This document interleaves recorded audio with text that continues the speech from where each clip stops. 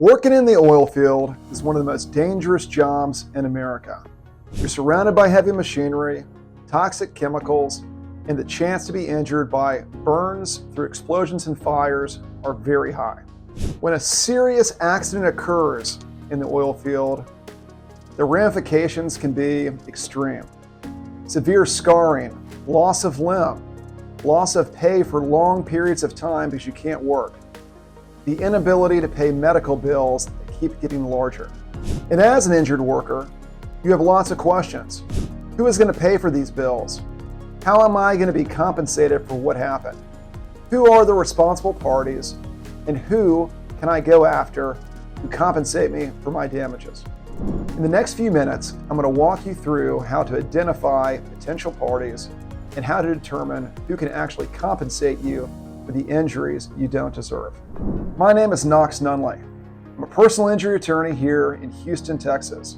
My team and I are dedicated to helping workers injured in the oil field get compensation for injuries that are not their fault. Being injured on the job is overwhelming for any worker. It is a complex process and confusing process determining who is responsible and how to make them compensate you for something that is not your fault. Determining liability in an oil field case is complicated. Usually at a work site, there are multiple third parties, contractors and subcontractors, working together and around each other, and determining and understanding which one is responsible for the actions of others can be confusing.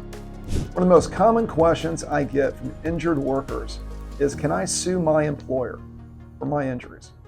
In Texas, if your employer has purchased workers' compensation insurance, they are likely shielded from any lawsuit from an employee, unless they committed what is called gross negligence and the employee was killed. Whether or not an employer has workers' compensation is a key factor in any workplace injury case in determining if that employer has potential liability.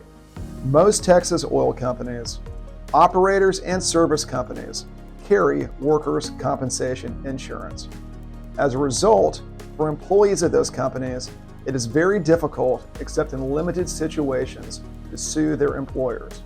As such, it's one of the first things that you have to look at in determining who is potentially a responsible party for an injured worker. Once identifying that your employer subscribes to workman's comp, the next step is determining what other parties were responsible for your injury. After an accident, it's critical to identify any party that played a role in your training, in your supervision, in the maintenance of the machinery you worked around, or any other thing that potentially led or was part of the reason why you were injured. As oilfield injury attorneys, we are well practiced in investigating how accidents occurred and who is responsible. We take depositions, we request discovery, we review the contracts between all of the parties on the work site, and in so doing, we can determine other potential parties who contributed to your injury, and then hold those parties accountable.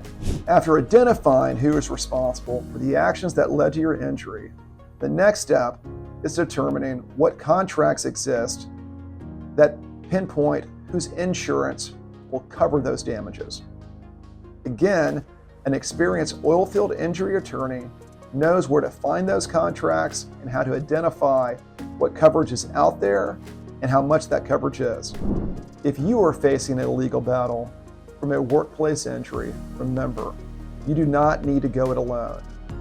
Request a consultation with my team and we will help investigate your claim and be there to fight for you. Don't try to navigate this complex system on your own.